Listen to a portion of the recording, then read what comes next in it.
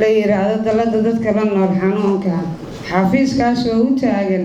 in aan annaguna xuquuqaheena ku goobano kuwana lagu leeyahayna aan fulino xafiiskaas waxaa dhisay ilaa ajra ka siiyay AIDS Commission-ka oo uu gudoomiye ka yahay Axmed Maxamed Jimcaale waxaa la dhisay 2009 waa mahadsantiin waxaa la dhisay 2009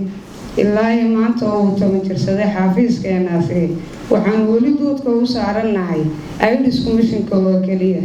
waxaa haddaba isweydiin mudan dalkeena waxaa ka jira walaalayaal sida ogtiinba laba col mid waa mid ka muuqday dawladdu kula jirta aagii furinta si ay dadka uga badbaadiso waana cadowga dhiigga daadiya midna waa cadowgan ka waxyeelada badan ee qarsoon ay u istaageen AIDS Commission-kii nasteexiyo tiimkeedu waliba cadowga muuqda ee ay dawladdu u istaagtay siday dadkeena uga badbaadiso dawladdu waxay haysataa xafiisyo ay kaga akhrisato shaqaale mushaarooyin shuruuc iyo taageero caalami laakiin tiimkayga AIDS Commission-ku cadowgan ka waxyeelada badan cadowga muuqda ee ay u istaageen dhammaan waxa ay haysato dawladdu ma haystaan xataa ma haysano moral support iyo taageero wax wanaagsan baad qabatay intaan soo istaagtaan inaad dhahdaan أو صعب ما يدير جلسان سيدا زرتين وحان مركلة إذن كعصانيا وإنت أنا AIDS Commission-كي نقدالين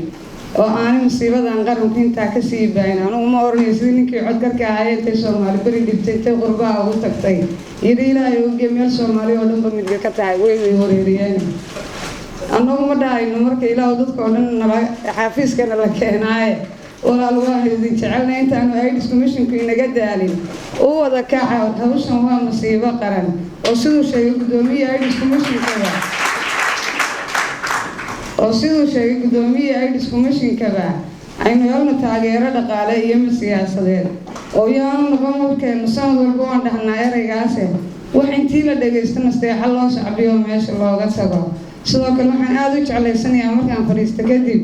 sanadkii hore tagay codsiyadii aan gudbistay maxaa hirgalay oo maanta bishaarayoodii iga sidaan masal la dhihi karaa